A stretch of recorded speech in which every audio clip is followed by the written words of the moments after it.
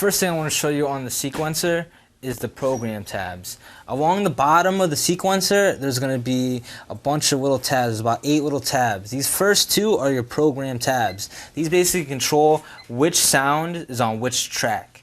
So, and you can also mute and solo tracks with this screen. So if with this first track, I want to make sure that my track selection is on number 1, so that when I hit the keys, it plays the number 1. Right now it's on a hip hop kit. But if I want to change it, I could press this little button right here. I could change it to any sound that I feel like changing it to. I'm gonna press OK, and that sound is now on track 1, which I can record now with that track. I can add effects to that track. I can edit whatever I record on it, and I can change, and I can also loop it. Looping is in another section, but that's basically it. No.